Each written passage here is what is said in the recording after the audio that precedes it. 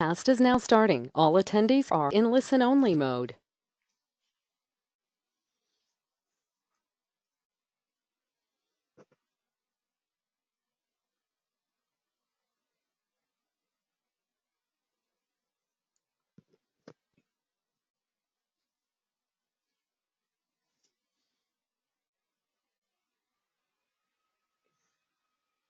Hi, good morning, good afternoon, depending on where you're from. I see a couple of attendees online, and we'll wait just a couple of more minutes before getting started.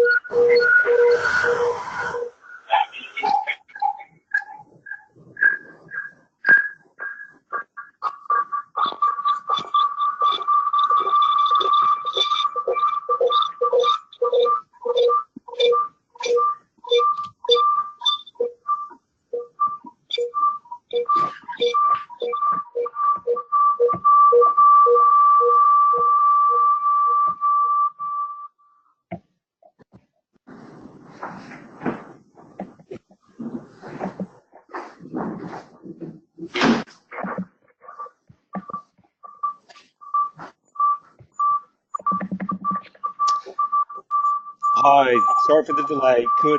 I've unmuted several of you. If you can indicate whether or not the screen is visible, please. Yes, it is. Okay, thank you. I'm going to put everyone back on mute. There will be a couple of people on the call who are presenting some information that they've prepared about case studies. I'll unmute them at the time. We do want this to be interactive, and I think the best way to do it, if you could put your hand up, please. There's a feature where you can raise your hand. So if you do have a question or a comment, I will unmute you at that time. But just in the interest of making sure that the sound quality is better, I'm going to put everybody on mute. So, but please, we do want to hear from any or all of you. So do make use of either the chat function, or please put your hand up and I will unmute you at that time. So thank you for joining. We have an hour. What we're planning to do today is present some information on work that UNEP FI has been undertaking on positive impact, which is an initiative that cuts across all of the UNEP FI focus areas and sort of participant groups from banking, investment, and insurance. But specifically today, we're here to talk about work that has been led by our property working group, so focused on real estate investment and how to take the positive impact principles and just to apply them to real estate investment and management activities. Working with others, we have recently published a discussion paper to summarize some of the work that we've been doing over the past months, and to lay out an outline of an investment framework, which is our goal to put together by the end of this year. So I'll introduce some of the sections of the discussion paper. We can talk through some of the key points or questions, and then we'll hear from a handful of participants from the industry on case studies that they have provided to us, which you'll also find in the discussion paper. And the purpose of those case studies is to hear about some of the better and best practices that we see that are happening out in the sector. Not necessarily to say these are fully aligned with the positive impact principles, but rather these are elements of which, or exemplars that can be considered to be part of an approach to an impact-based or part of an impact-based investment approach. And hopefully that will spur some questions about some of the tools and resources that are out there, but also perhaps some of the gaps and challenges that still remain to move toward an impact-based approach. And then just a quick summary in close to say what we're doing moving forward. So I will try to go through this section in about 15 minutes, and then we'll open it up for a couple of we'll have a couple of minutes for questions about the discussion paper, and then we'll move into our case studies. So just to summarize what we mean by an impact-based approach, it's investment activity that contributes positively to one or more of the three pillars of sustainable development: economic, social, or environmental. And to an extent, it's making impact intentional. It's clarifying the type of impact that investors or lenders or financiers choose to have through their activities. But importantly, it's not just about saying about the good things that are happening through that finance activity. It's understanding that there are negative impacts potentially from investment activity, and those negative impacts should be identified and, to all extent possible, mitigated. This should be done in a transparent fashion. It's necessary to have ex ante and ex post reporting, and reporting on impact achieved. UNEP FI is not set up to be necessarily an arbiter of what qualifies as positive impact, but through transparency, through it's transparency in the methods used, the tools, the resources used, the results achieved. The sector is able to create some of its own assessment and comparability that people in the industry are projects or investment activity that practitioners in the industry are executing.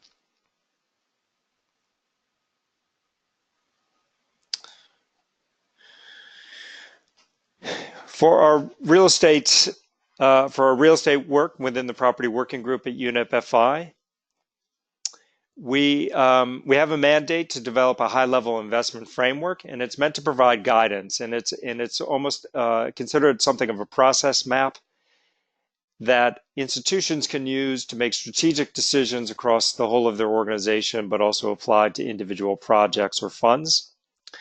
And the way that we're choosing to do this, we set out a handful of investment objectives, which I'll speak about in a moment. And they're just a way to provide guiding questions that, again, institutions can use within their decision making to say whether or not they are aligned with an impact-based approach. Now, the framework itself is fairly high level. It will be modeled on an investment framework that our property working group and other collaborators developed 2 years ago, following the Paris Climate Agreements about transitioning how property funds and investment companies transition their portfolios to be aligned with a low carbon or on a low carbon trajectory aligned with a 1.5 degree climate target.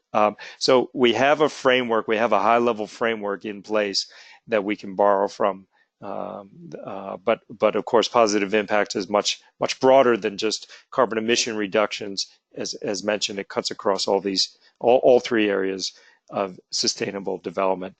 And we're fortunate to be able to do this work with the support of the Royal Institution of Chartered Surveyors, Principles for Responsible Investment, and then the Global Investor Coalition, which is an umbrella for a handful of investor groups that are promoting change in practices and reallocation in investment portfolios.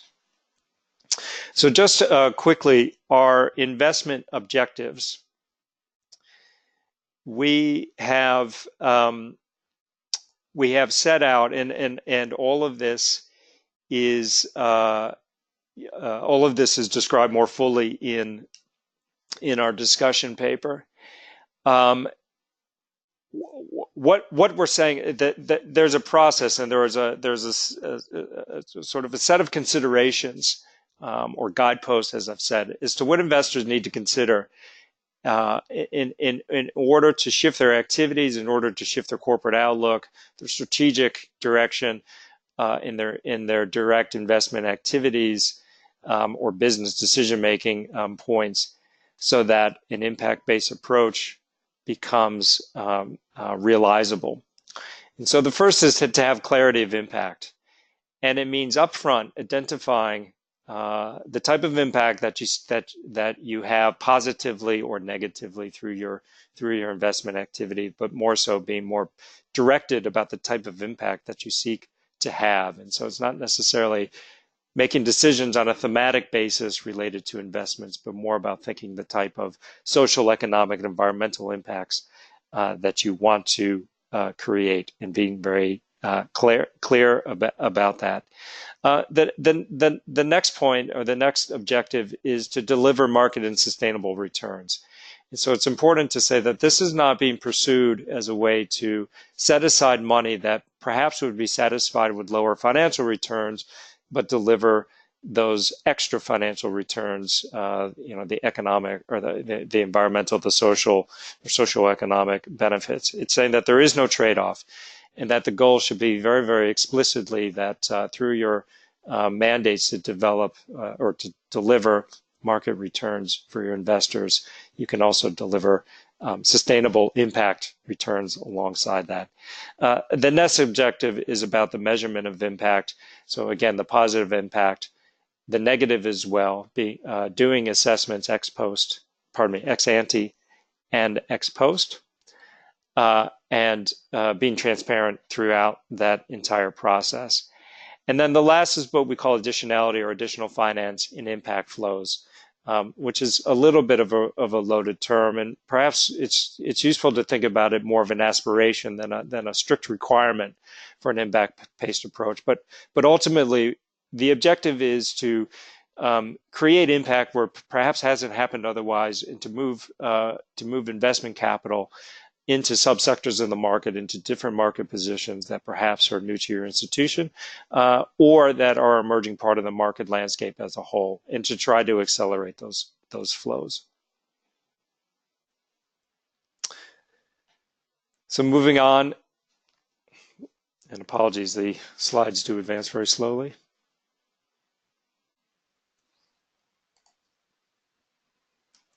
Okay. Setting out our investment framework, we've tried to think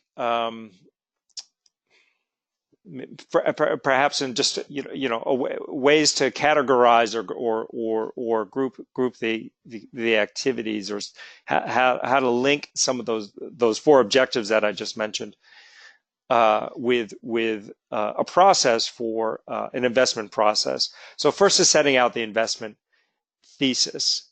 And then moving into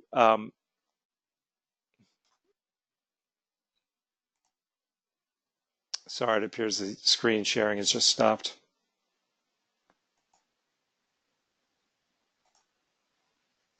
Okay. Moving from an investment thesis, what it is that I'm setting out to do, and that's when we talk about the clarity of impact, to outputs. What is the result of my investment activity? Where have I actually invested, and what are some of the the core metrics around that investment activity? And then the outcomes is more about the hoped for, on the aspirational side, that speaks more to the additionality. And so this is too small to read, but again, please, you can refer to this in the discussion paper. That the investment framework that we're setting out, across the top, it talks about these these elements: the investment thesis, the outputs, and the investment thesis, the outputs, and the outcomes. So the investment thesis is the clarity of impact. The outputs is market and sustainable returns and the measurement of impact. In the outcomes, the additional finance or impact flows. And then down the left-hand column, you can see there are various stages of the real estate investment process, from strategy and fundraising to execution, exit strategy, and so forth, and market engagement activities. And at each step of the process, the intent is to provide some information about the key could or should actions that should happen in relation to setting the clarity of impact, to creating market and sustainable returns, and so forth. And these will vary whether or not this framework is being used from the perspective of the asset owner or the asset manager. And then just lastly, the discussion paper has a number of questions, and we have the discussion questions are found in the executive summary of the paper, and also they're broken out and appear at the top of each section of the paper that relates to that particular question. We've also set up, or will be setting up, a SurveyMonkey link. So there are multiple ways in which you can respond. We're hopeful to get people's responses. We're anxious to get people's responses to the discussion paper, and those can be emailed to me. There's directions to do that at the end of the webinar. I'll show a link to where the paper can be downloaded. These slides will also be made available to you, and we will also circulate a SurveyMonkey link for which you can respond as well. So with that, there are just some, as I said, there are a number of questions. We don't have time to go through them here this morning, but what we're trying to get at is hear some feedback from practitioners as to whether or not, for example, this investment framework and presented in outline makes sense. Do those four investment objectives, are they meaningful questions that institutions can ask during which, or to help them in their decision-making processes? Are there differences that we've picked up between asset owners and asset managers, or have we missed some out?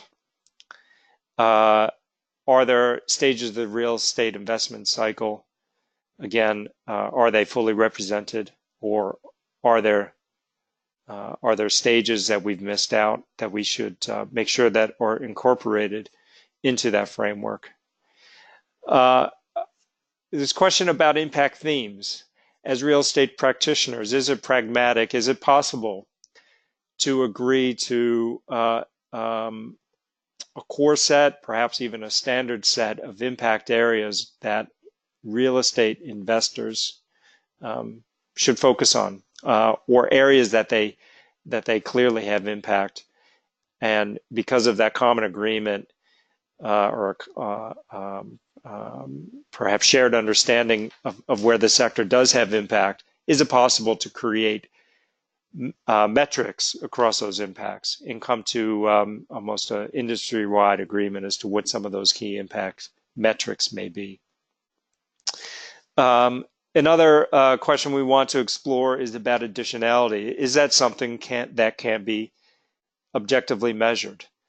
Or is it a term that is frankly just too hard to create agreement about how you produce something that is verifiable and comparable between different institutions and different type of investments?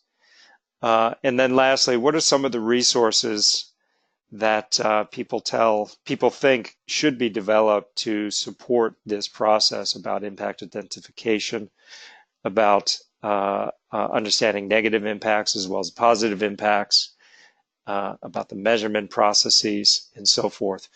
We'll hear about some approaches that institutions are using now through some of the case studies, but we recognize it's a complex area and expect it is something for which practitioners may tell us support is needed.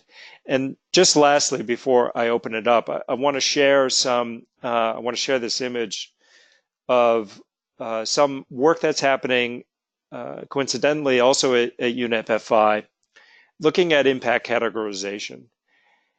And there is a discussion paper that is being produced separate to this one.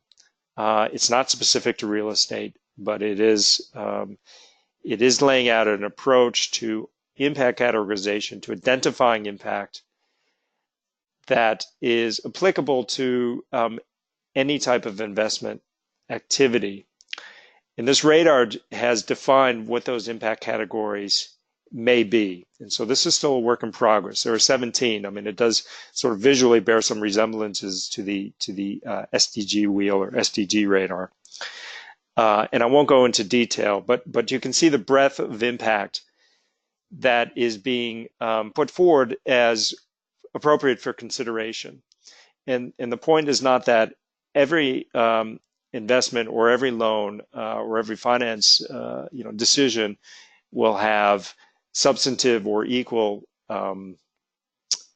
influence in these impact categories. Some may be more relevant than others, but that all should be considered, and there should at least be a standard decision-making process or standard assessment process to say that all of these impact categories are considered at the outset.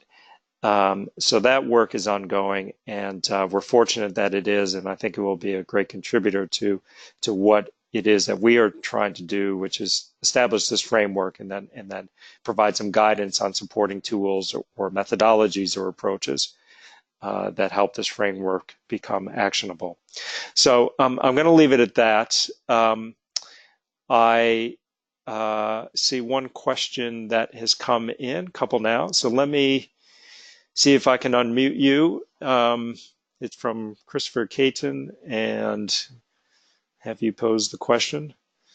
And I may unmute Tatiana Bastiles, who is one of our property working group co-chairs and has been very active in and very, very helpful in developing this paper. So just bear with me as I try to get these, try to get everyone unmuted here, or sorry, the questioners unmuted.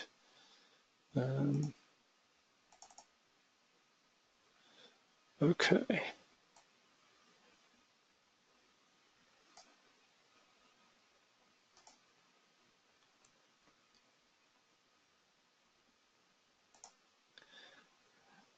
Christopher, are you able to speak?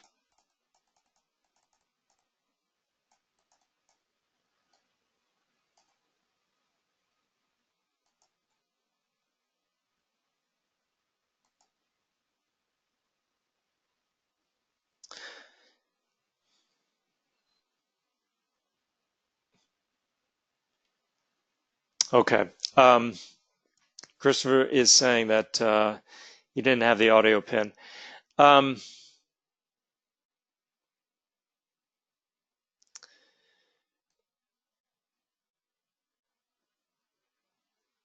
going to try to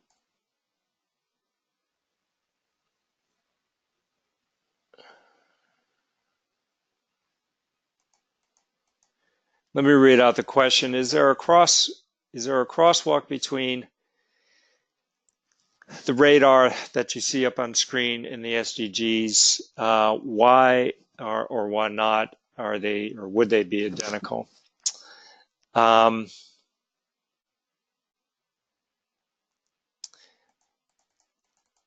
They aren't identical. I'm going to unmute my colleague Elodie.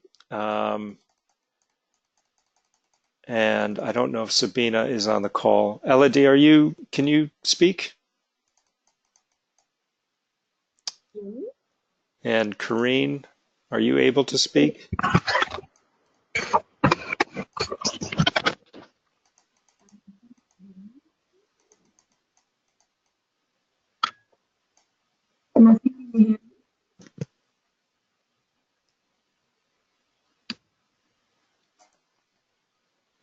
Elodie, are you there?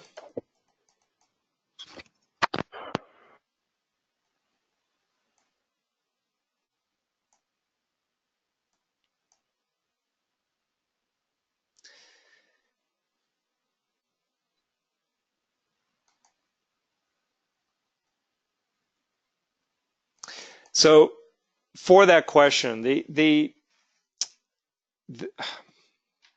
think the easiest way to answer it, they're not identical. There is a I suppose there's a similarity. It was felt that the SDGs describe a number of high-level objectives which were designed to be more national level indicators and overarching goals.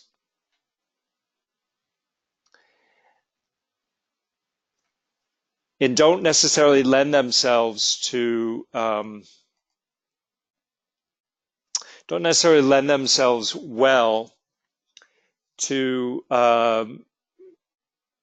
creating metrics or to creating impact metrics. And so if you're familiar with the SDGs, there are 17 SDGs or 169 metrics, I believe, and or what are called indicators.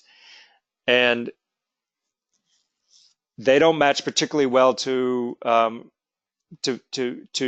investment decision making or to business activities. They sit on a higher level, and so this work on impact categorization is trying to create a bridge for the business community that is more specific and I think allows for better granularity and more effective metrics that are meaningful and measurable, perhaps in a way that would be difficult to apply for the SUGs to apply on a case by case or investment level basis. And so that is, I think that's the core of or the background as to why that has happened, and or to why that's being why that's being pursued in that way. My colleagues are closer to the work than I am, but we can provide some information about that impact categorization paper, and I think that might be useful for you and help clear it up.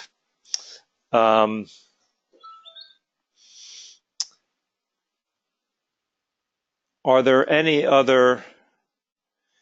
Does anyone else can raise their hand or type in a question? I can unmute you.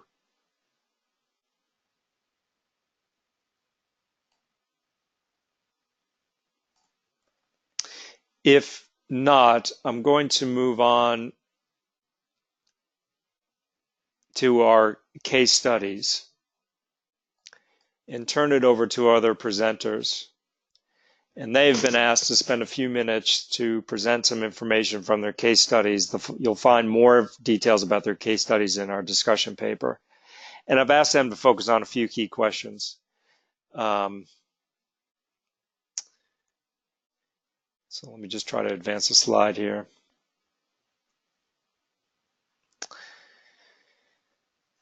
So our case studies,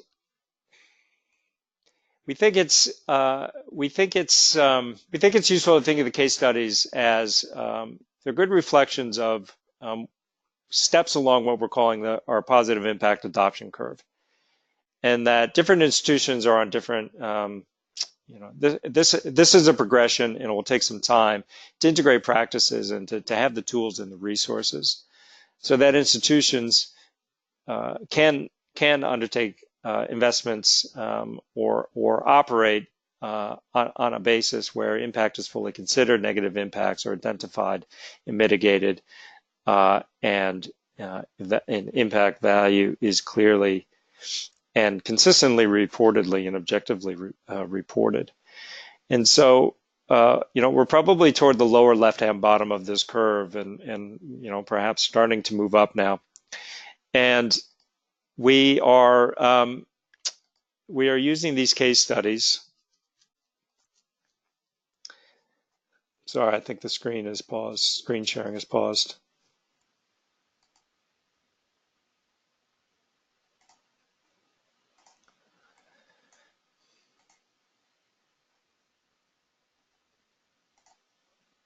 So we're using the case studies as a way to learn more about what certain practitioners are doing on a fund level, on an individual investment level, or within their institutions. So firstly, we're going to hear from Chris Paddock from Regeneris, who's going to speak to us about King's Cross Central and some of the social impact evaluation work that they've done there. And I've asked Chris to tell a little bit about some of the methodological challenges or choices that they've made in that process, and also to what extent that that through that investment activity can they claim that there was something additional in that social impact benefit that would not have happened otherwise, if Arjun and their team were not the developers. And then following that, we'll hear from Anna Murray at Bentel Kennedy, who will speak to us about some of the work that they're doing on a corporate level in terms of setting goals that are aligned with the SDGs, and then some of the challenges in shifting those goals down to practices of their individual asset managers. So if you bear with me, I'm going to pull up their slides. I'm going to unmute Chris. Sorry, wrong Chris. All right, Chris, are you there? I am there. Yeah. Hi, everyone. And let me find your slides. Bear with me here.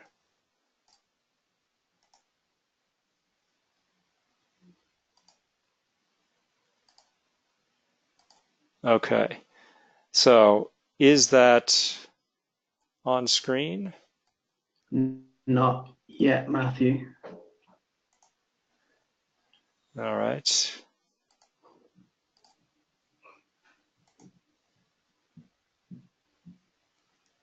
Still, is there now? No.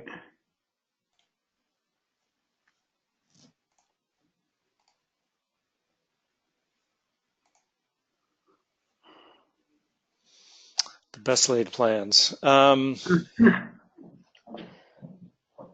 can talk without the slides if Why don't you do that in the interest of time, and I'll keep fiddling with it yeah. here while you do. Okay, well if they pop up, all the better, but if not, no worries.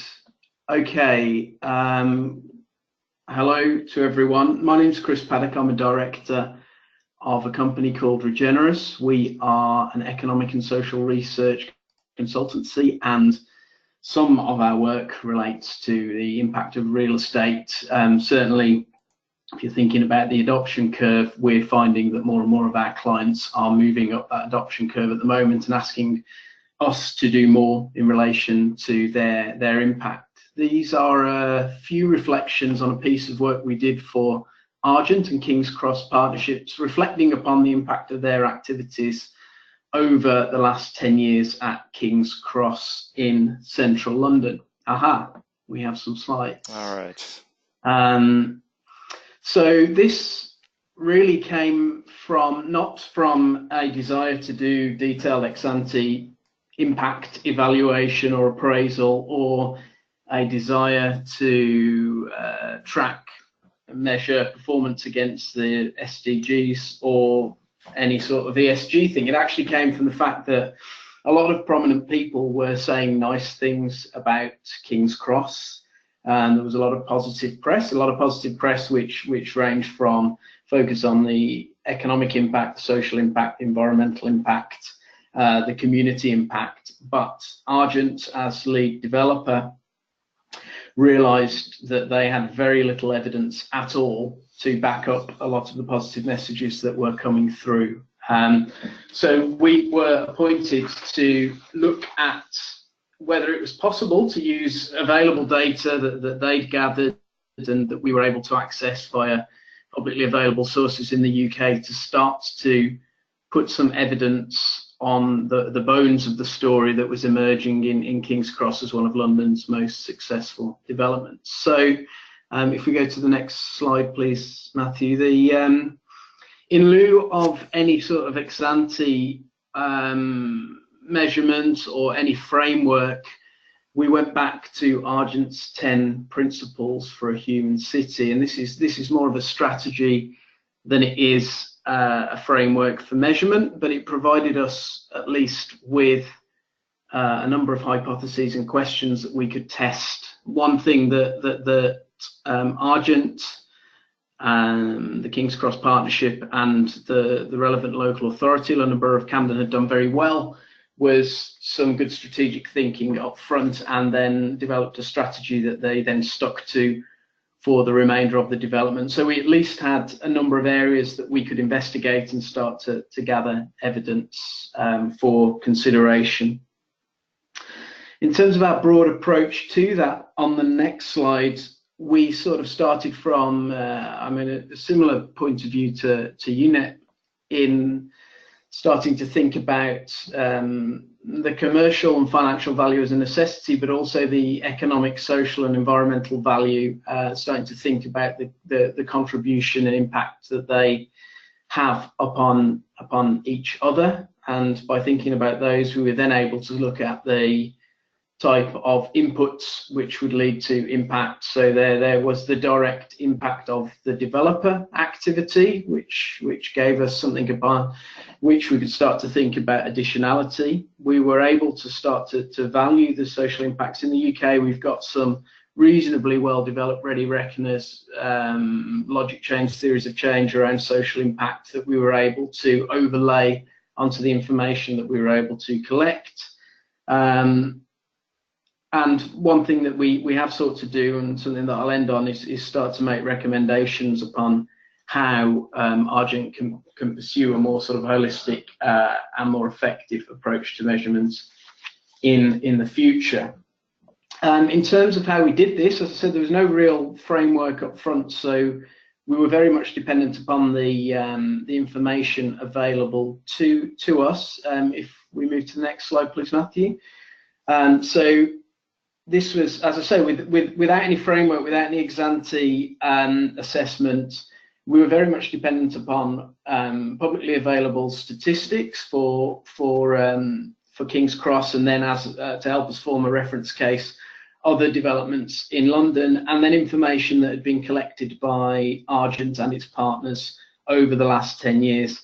Now, the issue there was that information hadn't really been collected for the purpose of any subsequent summative or formative evaluations. So we were really going through archives, tugging at people's coattails to see what they'd got, looking through old files and evaluations to try and pull these together into some sort of coherent story. There really was no sort of agreed framework or protocols for data collection. Now that's not unusual for Argent. Other developers and investors who we work with are in exactly the same boat. It's just not something that they've thought about in the past, albeit something that they are thinking about at the moment. So it really was a case of getting as much information that we could about the development over the last 10 years, throwing that all up onto the floor, and then trying to reconstruct that into something that told us a story of King's Cross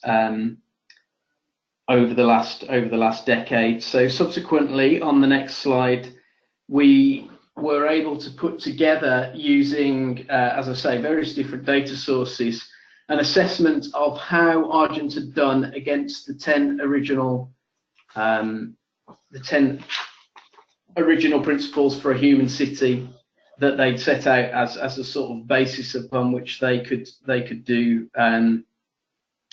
development, and then using ready reckoners from the Treasury Green Book, which helps us with economic impact over here, some additional information on social impact, which has also been gathered by the Treasury. We were able to start to look at the primary and secondary benefits of the development. We were able to make comparisons between King's Cross and other places in London, so that we could start to look at the contribution that King's Cross makes to London and the extent to which King's Cross as a development is delivering more than other developments, or, to use the terminology of the Mayor, opportunity areas within London. Now, I would say that this is okay practice. It's not best practice. There is still more that King's Cross Partnership and Argent can do, and we are still advising them now on how they can create the framework to better collect and analyse data. We're encouraging them to undertake further primary research, particularly in neighbouring areas, to understand the additional value and, in some cases, negative impact of the development on the lives of people who live outside of the red line of the boundary. We are supporting them to do some more ethnographic and longitudinal studies around perceptions of the area. There is more, certainly, that could be done to deliver a sort of holistic net impact position by looking at the negative impacts as well. What it has done, though, is sort of show the value of gathering and collecting evidence in a more systematic way, both in terms of understanding the place and reflecting and responding to the challenges of a rapidly developing place. But also, I think that we're getting to a point where there's enough evidence in there to show the mutual relationship between economic value, social value, environmental value, and commercial performance. Now, I'm not saying there's a strong correlation in the evidence yet, but I think we've got a hypothesis on which we can work on to do that. And certainly in the UK, this research has had some traction. So we are seeing more of Argent's competitors and partners move up that adoption curve at the moment. So that's quite a quick canter through about 18 months worth of work. I look forward to questions. All right. If anyone has a question, please put your hand up. I mean, Chris and I had a conversation last week. I know the project fairly well, and it's been a remarkable transformation of that area. I think Argent have been proactive, and it sounds like, Chris, from what you've said to me, it's been also something of a process of you, or through your guidance through Regeneris, perhaps pushing a deeper investigation that may not have happened otherwise. I don't want to make that sound negative, or that No, that Argent needed that strong push, because they certainly set out with high aspirations for this. To what extent? I mean, this is a large commercial project. To what extent do you see these types of investigations being perhaps starting to be more commonplace in terms of what government institutions expect or demand, both, I'd say first of large regeneration projects, but perhaps, more commonly across the sector when you're doing development at this scale? Well, we've got legislation. So the Social Value Act of 2012 means that this, and certainly any publicly funded project should take this into account. And so that's taken a while. It's taken a while for that penny to drop, but it has now. So it's become a core consideration. And certainly if developers want to work with the public sector, there's an expectation that they should be delivering against these sorts of objectives that broadly do align with the Sustainable Development Goals. I think also, particularly in the point of Argent and King's Cross, and Tatiana will be able to elaborate on this. I think that the investors are also taking this more seriously as well, and placing more of an expectation upon the developers to take this into account. Okay. As they move forward. But part of the reason I ask, I'm also conscious of the time, so yeah, I want to turn it over to Anna. We had a workshop which you attended, Chris, a couple of months ago in London, and there is this. There's a fair amount of regulation that relates to regeneration activity or new development activity. This is, obviously less the case if you're buying existing assets and just sort of undertaking management of a commercial office building. But to the extent that regulation, pushes you toward, call it compliance with an impact-based approach, but obviously that depends on the jurisdiction, and some are much more stringent than others. And Greater London Authority is one of the ones that probably do better than most. Yes, I agree. And so I think from a practitioner standpoint, there's something useful to understand that there are sort of regulatory frameworks that are helpful as a starting point. It may get you a good bit of the way there in terms of saying objectively you've met the positive impact principles. But again, we sort of suggesting that investors need to go beyond that. By and large, there's regulation, and there's moving beyond that to really get to where we need to be. So yes, I don't know if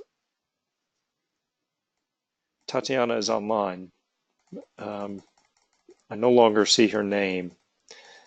I'm sending her an email. So why don't we? I haven't seen any hands go up. No,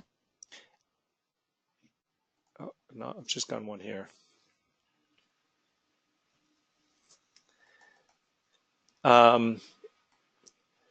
Tatiana, are you free to?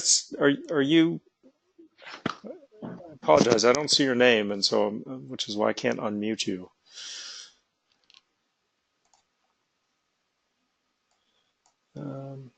Sorry, another hand is going up here. Okay. Is that Christopher Caton? I'm trying to. Christopher, can you speak? Oh, good. Yeah, I can hear you. Thanks. I dialed in again. the question is a little bit broad about this project. It looks like a lot of these initiatives were performed because of the restriction or the requirement of public funding.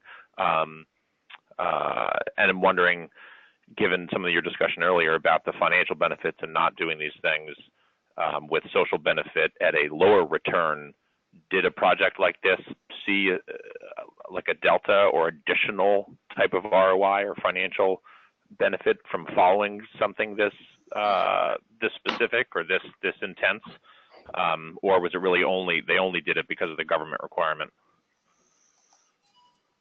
Well, I don't know. I would say that this really wasn't driven by the government requirement. This was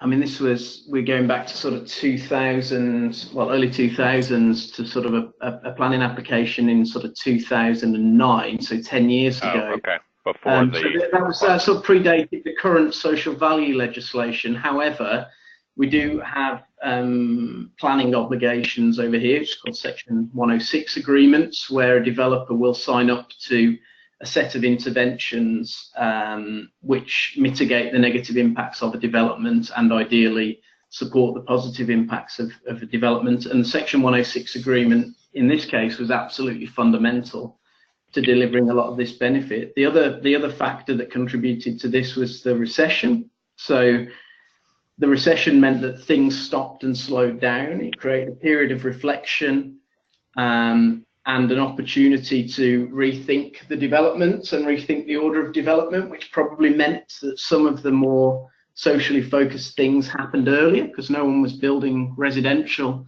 in these sorts of locations in 2009. So, you know, the University of the Arts, which is a big focal point, was developed early. The public realm was developed early. Community projects happened first. So you actually got a greater sense of place and sense of community before the big building work, and I think that created added value that we're just about able to evidence within the report. I think the factors influence everything is so complicated. It's difficult to say exactly what the line of sort of derivation is, because there wasn't the framework there to collect the right sort of information in the first place. Gotcha. Thanks.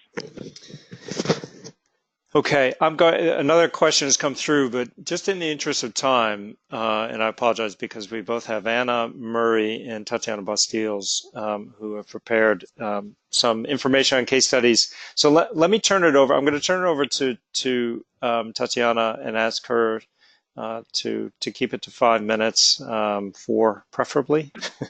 And Hermes have had some involvement in the King's Cross project, so she may want to say a word about that. But I've also put her slides on screen. And Tatiana, we'll have you go. I'll turn it over to Anna, and then I'll try to get to this question that has come through before we conclude. So, Tatiana?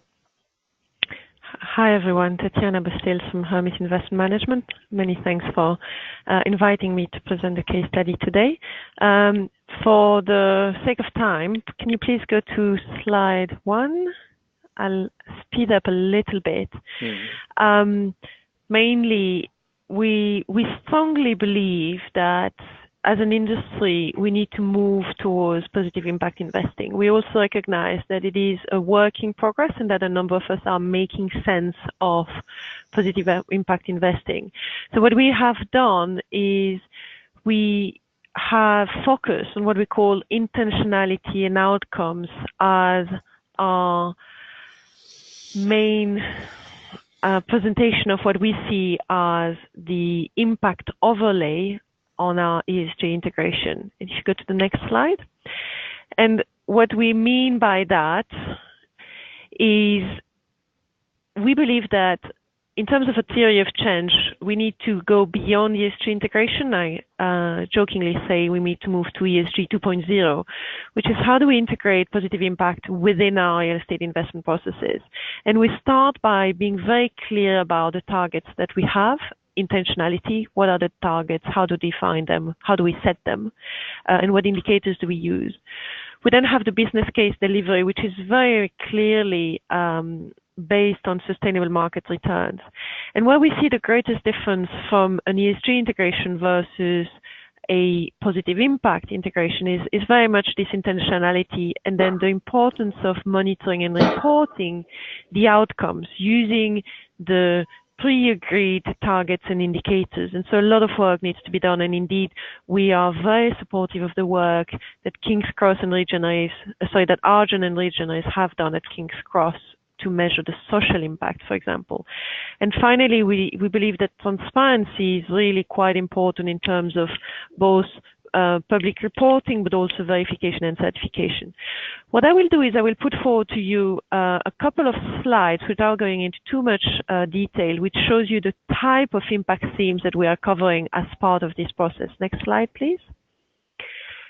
We've mentioned the work on social impact at King's Cross. We are doing a similar work with Legionnaires at NOMA in Manchester and at Wellington Place in Leeds, which are large regeneration projects, which are very much about placemaking. How do we give a new lease of life to what were, for all matter and purpose, abandoned areas in cities?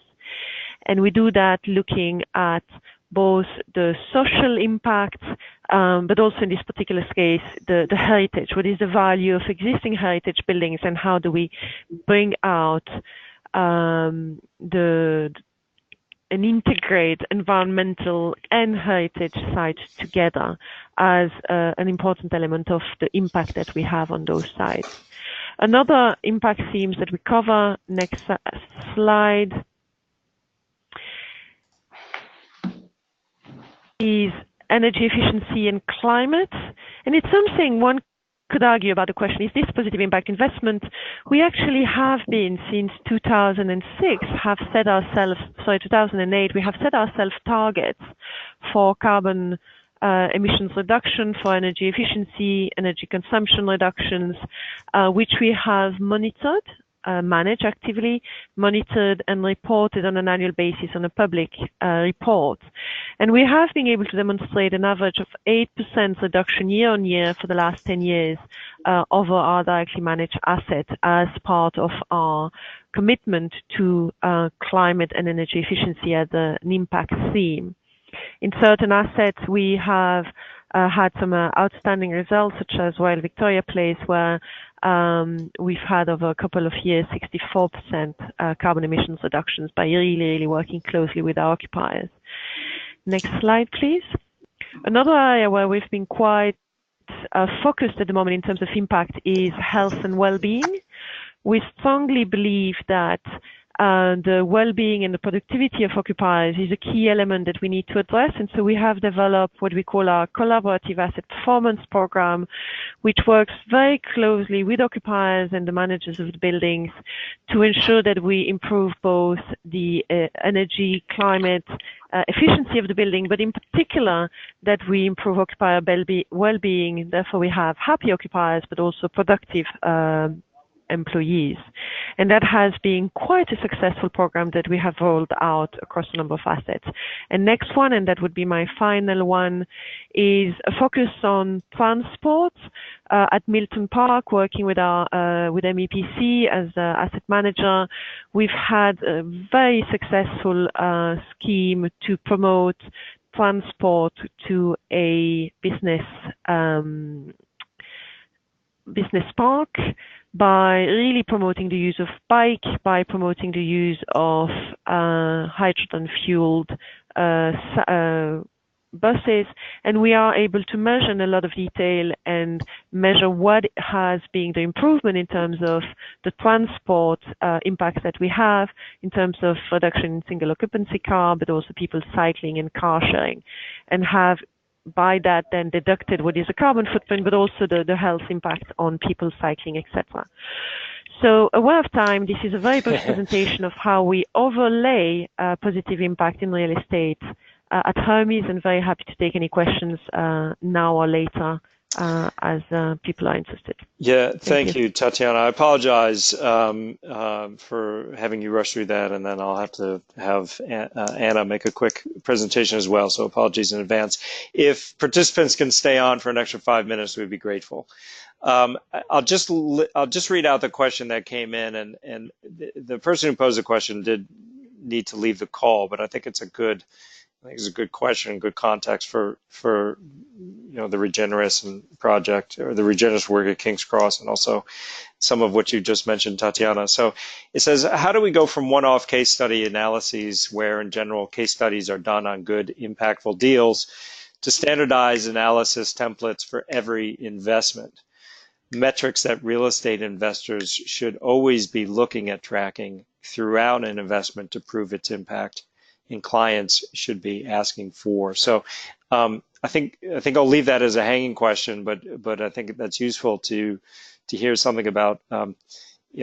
Perhaps there is a way to create better convergence around the type of metrics, the type of understanding of impacts that real estate investment can or does have, and the type of metrics that can surround those impacts. And I think those two presentations we've just heard show some very good information about what is available, but also work remaining. Anna, I believe you're unmuted. Can you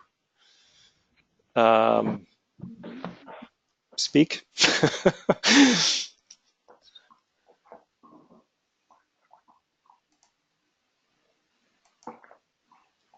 Oh. Anna, are you there?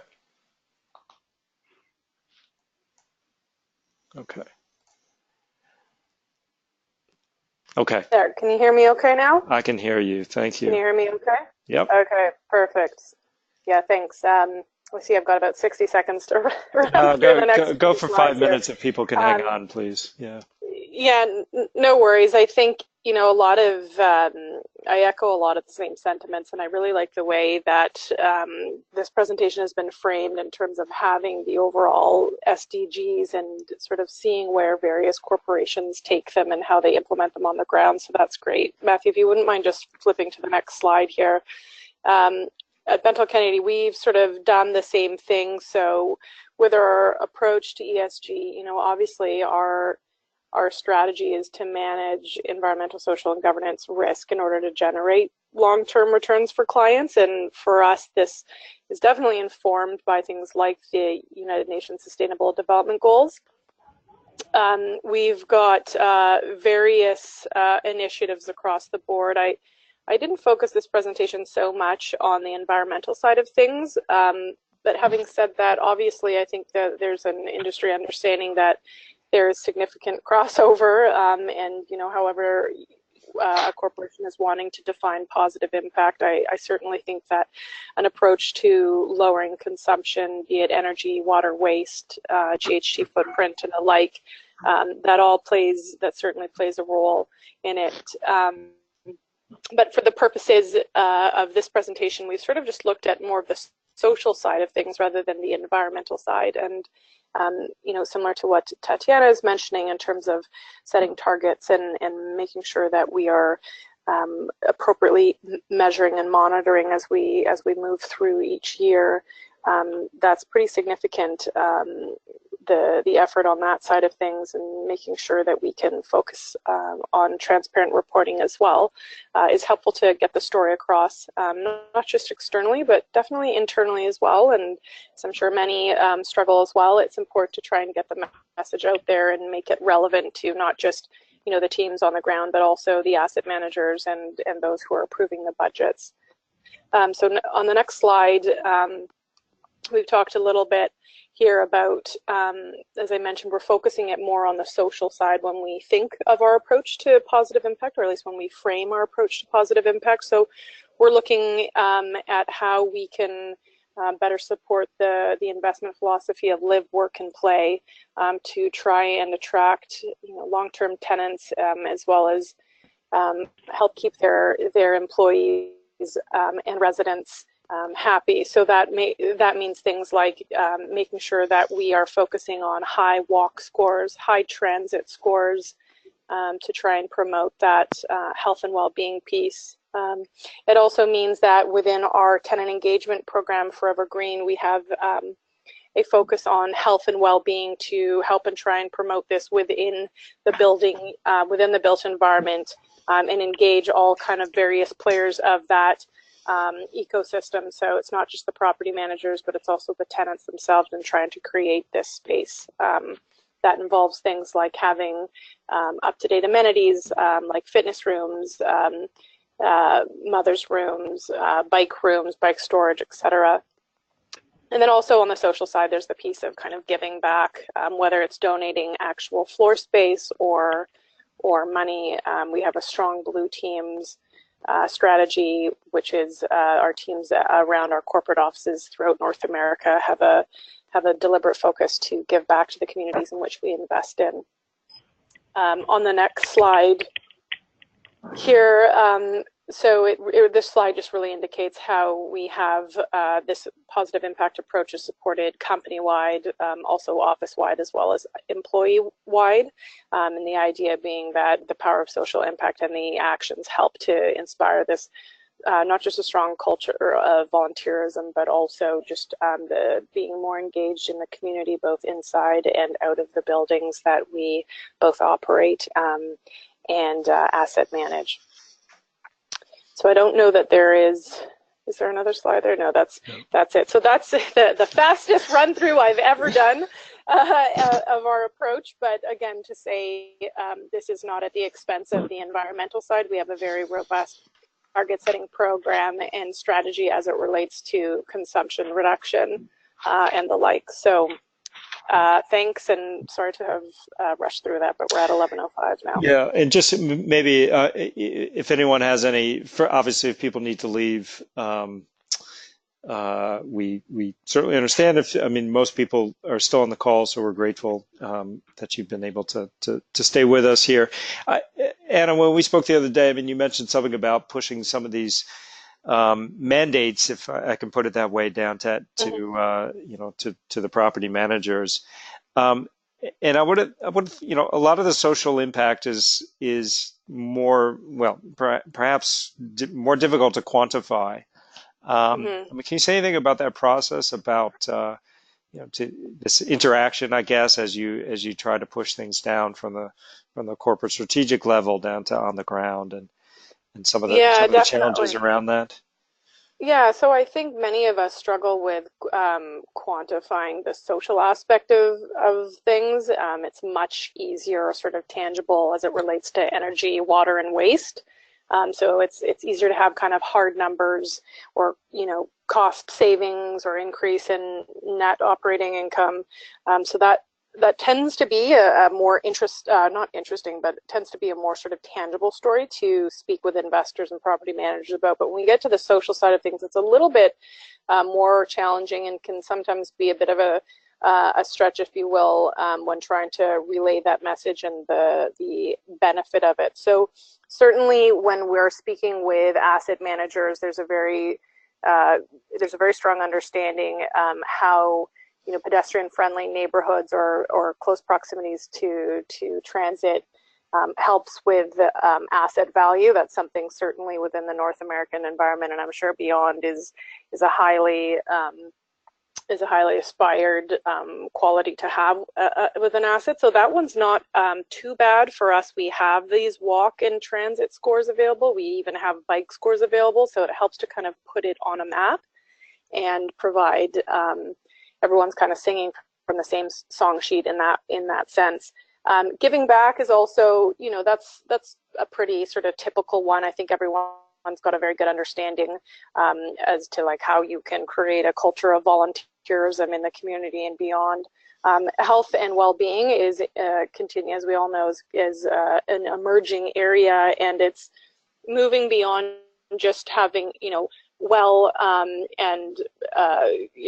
tenants, well employees, to having numbers put behind it, such as the more recent Harvard study that indicates good air quality can improve your cognition levels by 6 51%. So being able to relate air quality and a well-being to productivity levels and employee satisfaction is very helpful. So always making sure that we can provide those data points behind our approach to social impact is extraordinarily helpful for us to tell the story and what is the actual benefit. Okay, thank you. I haven't seen any other hands come up. So just quickly in conclusion, I'm grateful that our case study presenters could take the time and inform us of their very good work. Apologies that it was a bit rushed, and for questions typed and spoken, we're grateful to have those as well. So this process, in terms of developing our investment framework, as I said, these slides will be sent to you. There's a link to the discussion paper. There's instructions on how you can send us your feedback, and we hope you can do that. And this process will continue through the autumn and heading toward the end of the year. But by end of November at UNEP FI's Global Roundtable event that's being held in Paris this year on November 26th and 7th, is our target to present this work and to present that outline framework. But this gathering of resources, these discussions around tools about how you make these determinations of impact, can it be somewhat standardized across the sector? Those will be ongoing, and we'll be adding those resources over time. And so we hope you'll continue to be a part of this process. So with that, I'll just thank you all for joining us today.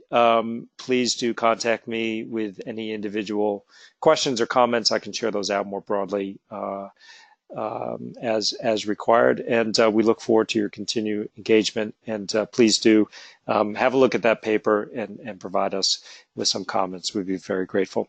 So thank you all for your time, and have a good rest of the day. Bye-bye. Thank you.